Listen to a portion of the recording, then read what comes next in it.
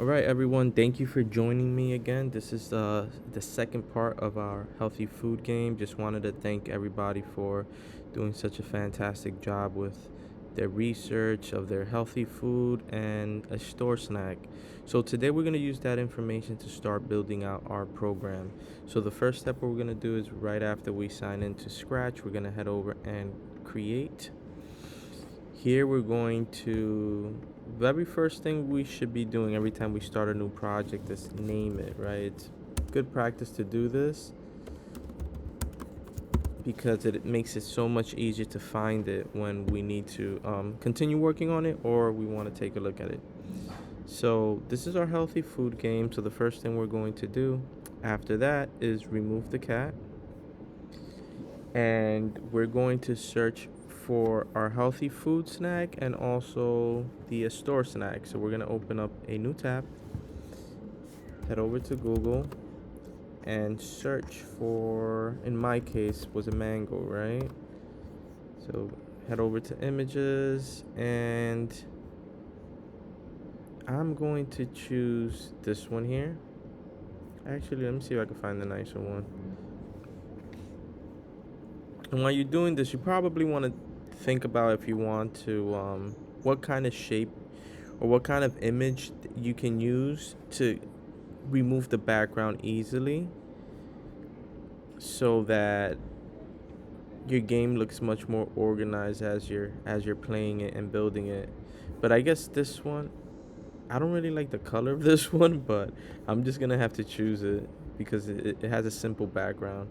So instead of copying, we're gonna save the image as, and I'm going to save it on the desktop, and I can see that this one is going to give me problems because of the file extension AVIF, and we need to find one that has a JPEG. But a workaround is that we can take a screenshot. So this is what we're gonna do. We're gonna do Command Shift 4. Take the screenshot of this. It saves to the desktop, and then we're going to revisit this in a bit. Now we're going to search for Takis, and we're going to, let me try to save this one and see what happens. What's the file extension on this one? JPEG. This works out well. So when you save and it shows as a JPEG, we can definitely use this. If not, you're going to take a screenshot. But if you want, you could just take screenshots of both. Okay, so we have both of these images on our desktop. You can see them here. And let me just name this mango. So I have mango and Takis. Now I'm going to head back to Scratch if I can find it. Okay. And I am going to, instead of choosing a sprite, I am going to upload a sprite.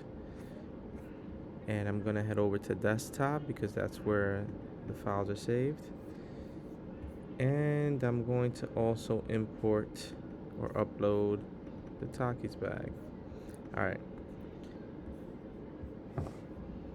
Next step is to resize this. I'm going to try 50. And then, not sure what happened. Okay. Then I'm going to resize this to 50 as well.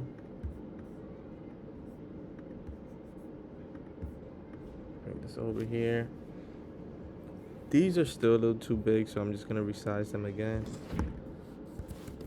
25 seems about right. And then for the mango, 25 as well. Okay. These are two, both of these are a good size now. And I'm going to choose a backdrop. And when I choose a backdrop, you're going to see that there's going to be some white space around the image, and we want to get rid of that. So we're going to do one at a time. I'm going to choose the mango, head over to costumes, and I'm going to use my eraser. And you're going to see every time I erase the white space, it's going to also display on my stage over here. So you want to take your time doing this, especially around the edges, so that you get a nice clean line. And if you make a mistake, you can always undo here and start again. And if you want to be extremely precise, you can just zoom in by clicking the plus, or if you get too close, you can just zoom out. And just try your best to get rid of the white border around the fruit or vegetable you're working on, and do the same for the bag, for the snack, sorry. And once you get a smooth border around it, then all the other white space is pretty much easy to remove. So I'm gonna try my best here to do this as clean and as quick as possible. It's not gonna be perfect, but try our best just for the sake of the video time. So you're gonna continue this process. Let's see what we have so far. Okay, we're almost done.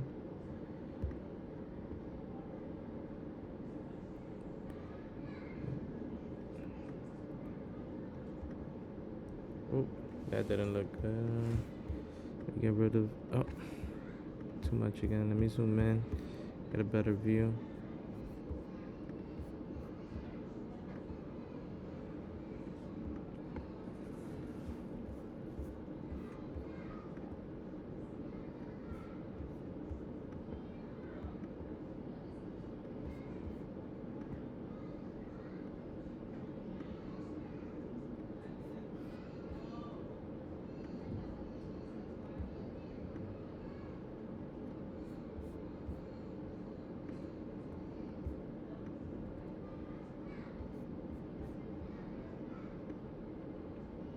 Okay, almost done.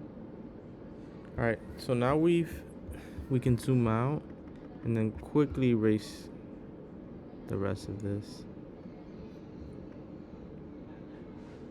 All right, so once you remove, and I can increase this just to make things easier. I can do 100 and just get rid of all this. Now once we have this done, we're going to do the same for the bag of Takis, and then it's time to add code. So I'm just gonna focus on preparing the mango in terms of making it move around the stage, and then you will have to do the same for the Takis, well, your store snack and your fruit or vegetable, okay? So we're gonna start off with a green flag event. And remember, every time we are adding a set of code, we need some sort of event. In this case, we're going to use the green flag.